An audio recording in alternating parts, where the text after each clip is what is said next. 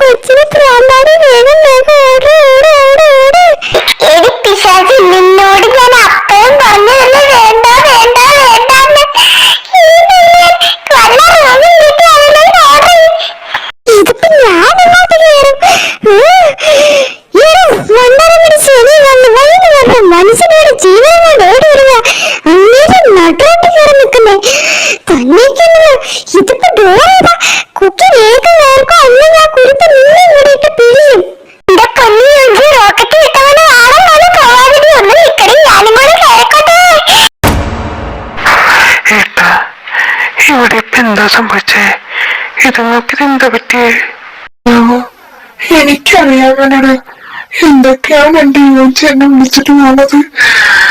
അല്ല, ഇവരെന്തിനാ നിന്റെ മുമ്പിൽ വരണേ? ഇനി നെക്സ്റ്റ് ഡ്രാമ ശരിപ്പട്ടുകാരി, നിന്നോട് 1000 തവണ ഞാൻ പറഞ്ഞതല്ലേ വേണ്ട വേണ്ട വേണ്ട പോണ്ടെന്ന്. അതെങ്ങനെ ചിട്ട സ്വഭാവം വിട്ട് കളിക്കുന്നുണ്ട്.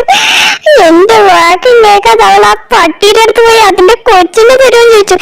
ഇനി പഞ്ചായത്തിലല്ലേ ഈ മുക്കിലെ മോനിന് ഈ രാജ്യത്ത് എവിടെ വെച്ച് കണ്ടാലും ആ പട്ടി നിന്റെ അടുത്തേക്ക് കരച്ച് കരച്ച് വരികയാണ്.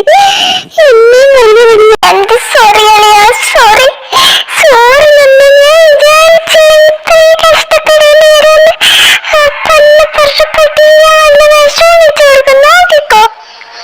പട്ടി എല്ലാം ഒപ്പിച്ചു വെച്ചിട്ട് അവക്കൊന്നും അറിയില്ലെന്ന്.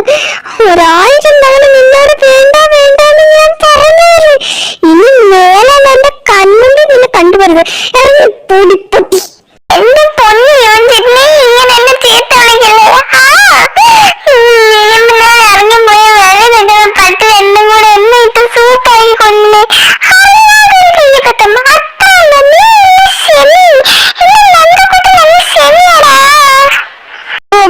ഒടുക്കത്തെ കയ്യപ്പത്ത്.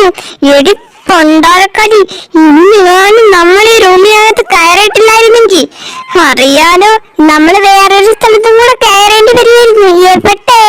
സെമിത്തേരിക്കുഴിയില്. ഇന്ന് നമ്മുടെ അടക്കമായിരിക്കും. അതങ്ങനെ എല്ലെങ്കിലും കിട്ടിയാൽ മതിയായിരുന്നു വീട്ടുകാർക്ക് ശവചായത്തിന്.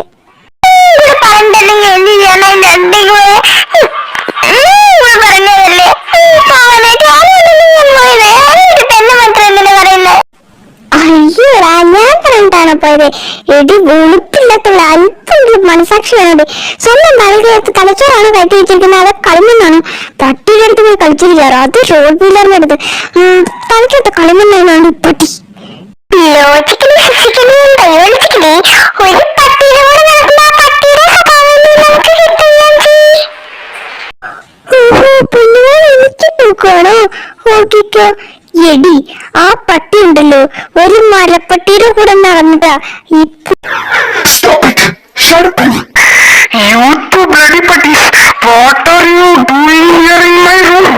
നിങ്ങളെന്താ ഇവിടെ ചെയ്യുന്നേ? അയ്യോ ചേട്ടാ, ഞാൻ ചേട്ടൻ പട്ടിയല്ല ഉദ്ദേശിച്ചത്. ഈ 2 പട്ടികളെയാണ് ഞാൻ ഉദ്ദേശിച്ചത്. സോറിയേ. ഇടാ, അതിന് ഞാൻ നിന്നോട് ചോദിച്ചില്ലല്ലോ പുറത്തെ നാടൻ കിടത്താൻ. അല്ല, എന്നാലൊരു ക്ലാരിഫിക്കേഷന്. നമ്മൾ വിചാരിച്ചതിനും പരമാറിനോട് ഇവന്മാരൊക്കെ എങ്ങനെ സാറുമാരായി. അല്ലെങ്കിൽ ഞാൻ എല്ലാത്തിനും ഇപ്പൊ വിടയിക്കും.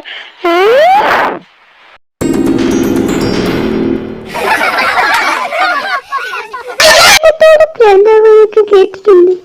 ആദ്യമായിട്ട് കാണുന്നേ. ഇതിനകത്ത് മുഴുവൻ ശിവനെ ഊളന്മാറിയിലേക്ക് എല്ലാവരും വന്നേ എന്നെ നട്ടുകാപ്പാത്തത്.